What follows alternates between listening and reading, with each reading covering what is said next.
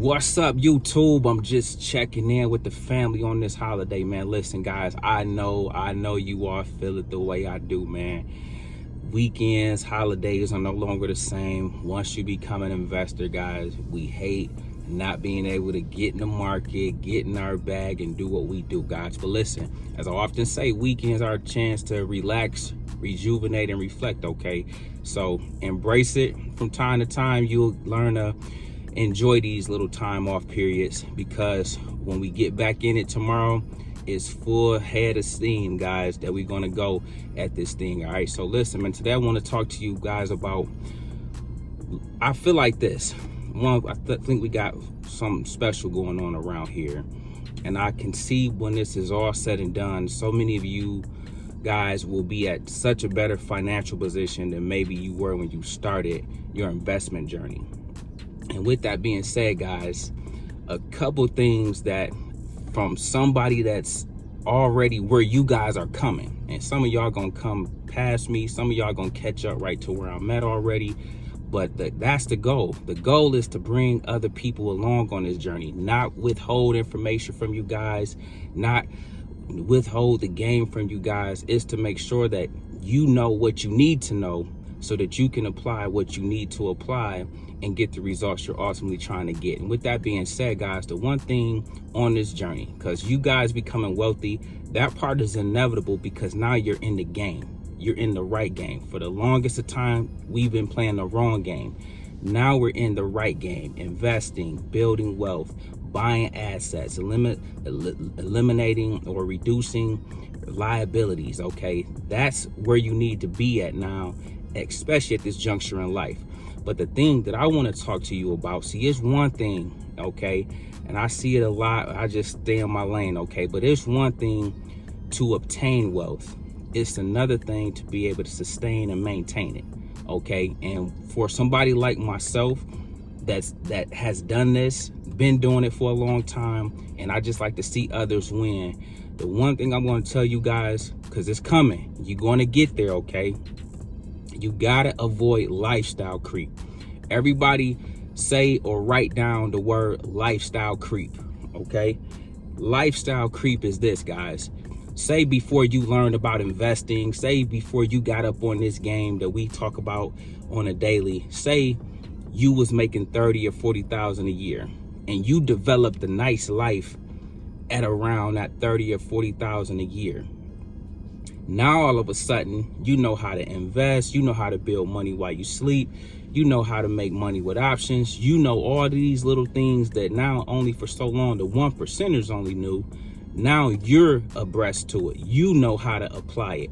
You know how to, if you need to make a certain amount of money, you know how much money to put on the option play to make however much you choose. When you get to that level where you can dictate your wealth, guys, it's game changing. But listen to this, when you can do that, it can also make you take chances that you otherwise wouldn't have took, because now you can either do two things. You can try to keep up with the Joneses, or you can just outright have lifestyle creep. What is lifestyle creep? Okay, lifestyle creep is now you beginning to buy more stuff. You're beginning to spend more money than you are accustomed to spending just because you got it. Remember, I said back at the $30,000 or $40,000 range, you guys were living perfectly fine on most things. Okay, now that you guys are at six figures, at $500,000, when you guys get to that level, all of a sudden you want to have your lifestyle be at $500,000. Guys, you can't maintain wealth if your expenses is the same amount as what you're bringing in. Okay, so you want to avoid lifestyle creep.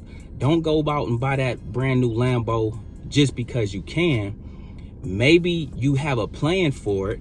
Maybe if you hit a certain goal or you reach a certain objective on your journey, you have that set aside to do it. But just doing it because now all of a sudden you have the money to do so, that's another example of lifestyle creep. And that's what I want you to avoid, because with me, guys, I'm about seeing you win.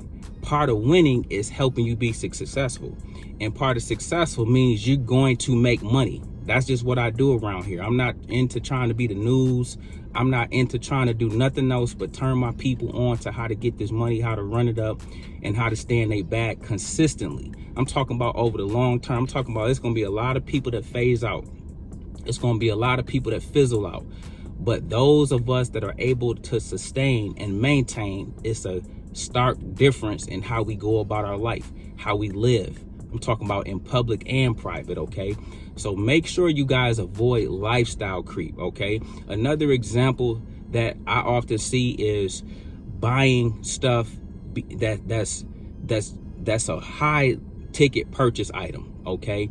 For instance, I always tell you guys, man, when you get to this level, you know what I'm saying, ordering Rolexes and, like I say, getting Lambos and houses, all that stuff is so tempting.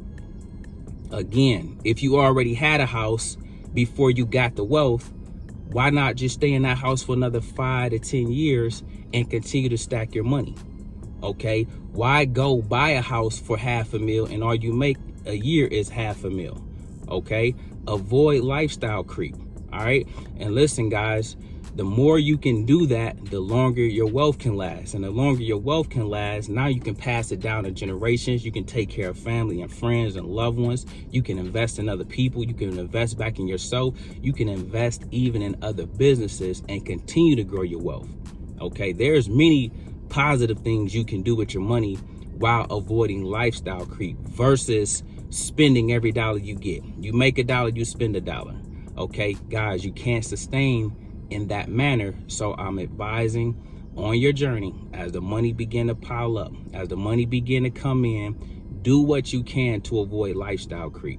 I see it all the time, man. And then it don't help, guys, that social media don't make it better. Most people show their highlight tape. Most people show the most glitz and glamorous part of life. And so it's easy to sit back and think, oh man, if I get some money, I'm gonna do that, or I'm gonna do this, or I'm gonna do that. I remember people just spending absorbent amount of money on weddings, okay, to impress people that don't even like them, or people that they don't even care about weeks and months after the wedding is over.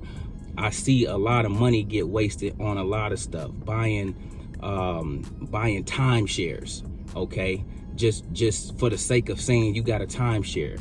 Well, you're wasting that money, spending that money every single month, paying that bill.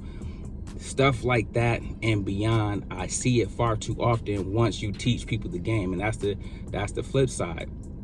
Once you teach others the game, you got to do a whole check about where you're at mentally, where you're at with how you see yourself, making sure you avoid imposter syndrome. Because again, once the money come in, it changes your life, but it don't change who you are. It just makes you more of who you already were. And that's the key difference. Way before I had millions, I was already taking care of the hood. I was already taking care of the community. I was already giving back. I was already philanthropic, even if my amounts was a lot smaller than they are today. Okay, I was already me way before the wealth came. So then when the wealth came, I was just walking in my purpose. I was already doing what I was doing way before this, okay?